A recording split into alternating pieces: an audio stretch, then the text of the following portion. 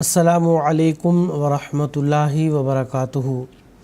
ناظرین کرام، تجوید القرآن کلاسز کے سلسلے میں خاکسار سورۃ الحج کے رکوع نمبر 3 کی تلاوت کے ساتھ آپ حضرات کی خدمت میں حاضر ہے۔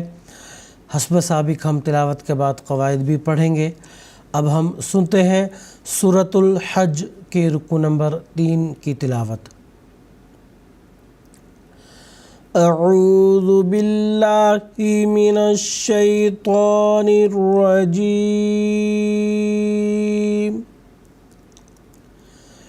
بسم اللہ الرحمن الرحیم۔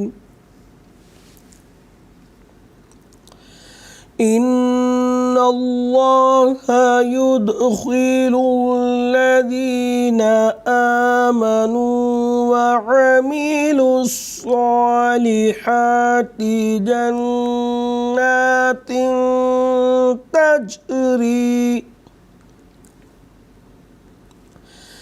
تجری من تحتها الأنهار يحلون فيها من أساور من ذهب ولؤلؤا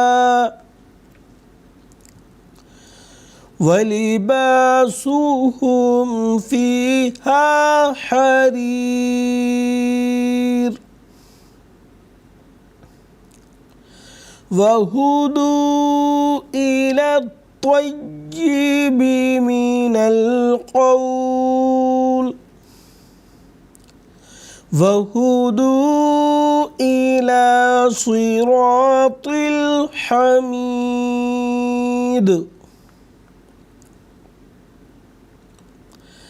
إن الذين كفروا ويصدون عن سبيل الله والمسجد الحرام الذي جعلناه للناس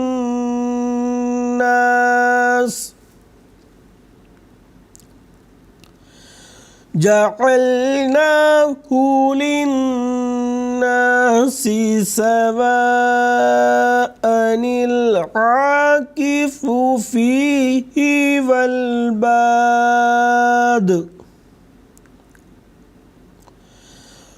ومن يرد فيه بإلحاد بظلم نذقه من عذاب أليم۔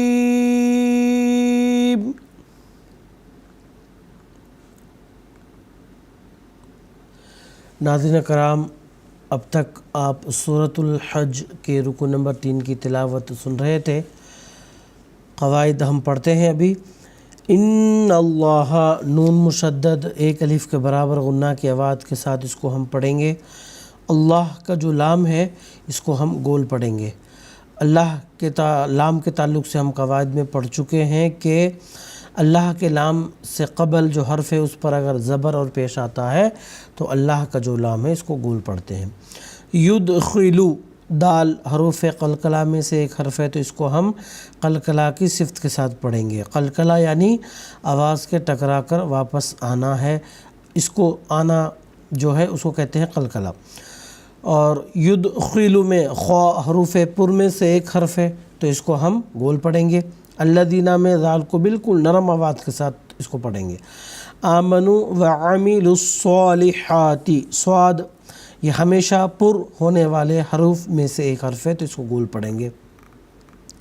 جنات، نون مشدد ایک الف کے برابر غنہ کی آواز کے ساتھ اس کو پڑھیں گے، اور تا پر جو تنوین ہے اس کا یہاں پہ اخفا ہوگا۔ اخفا یعنی نون ساکن اور تنوین کی آواز کو پوشیدہ ادا کرنا اور ایک الف کے برابر غنہ کی آواز کے ساتھ پڑھنا۔ اور آگے تجری میں جیم حروف قلقلہ میں سے ایک حرف ہے تو اس کو قلقلہ کی صفت کے ساتھ پڑھیں گے۔ را پر ساکن ہے، را پر کسرہ ہے زیر ہے تو اس کو ہم باریک پڑھیں گے، من تحتہل، نون ساکن کا یہاں اخفا ہوگا ایک الف کے برابر غنہ کی آواز کے ساتھ۔ اس کے بعد تحتہل انہارو، اس میں ایک ہا یہ ہے اور دوسری جگہ ہا اور ہا، بہرحال ان میں فرق کر کے ہمیں پتہ تلفظ کے لحاظ سے، آواز کے لحاظ سے ہم اس کو فرق کے ساتھ پڑھنا ہوگا ہمیں۔ تحتہل، تحتہل، اس طرح سے دونوں جگہ تا اس کو باریک پڑھیں گے۔ انہارو میں نون ساکن کا اظہار ہوگا۔ اظہار کب ہوتا ہے؟ جب نون ساکن اور تنوین کے بعد حروف حلقی جو 6 حروف ہیں، حمزہ ہا، عین حا، غین خا، ان میں سے ایک حرف آتا ہے تو اظہار ہوتا ہے۔ اظہار نون ساکن اور تنوین کی مکمل آواز کی ادائیگی کو کہتے ہیں، اور یہاں غنہ کی آواز ہرگز نہیں ہوگی۔ یحلون فیہا من اساورا، یہاں پہ بھی اظہار ہوگا، نون ساکن کے بعد حمزہ آیا ہے جو حروف حلقی میں سے ایک حرف ہے۔ اساورا، را پر زبر ہے تو اس کو گول پڑھیں گے۔ من ذہب، نون ساکن کا اخفا ہوگا ایک الف کے برابر غنہ کی آواز کے ساتھ، اور ذال کو بالکل نرم آواز کے ساتھ پڑھیں گے، اور با پر تنوین ہے اور تنوین کے مان بعد واو جو یرملون میں سے ایک حرف ہے وہ آیا ہے، یہاں پہ ادغام ہوگا، ادغام ایک الف کے برابر غنہ کی آواز کے ساتھ۔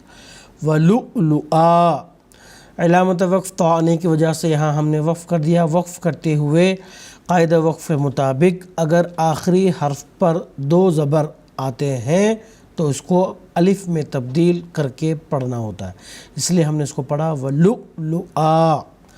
اس کے بعد ولباسہم فیہا حریر، پہلے را اس پر کسرہ ہے، زیر ہے تو اس کو باریک پڑھیں گے۔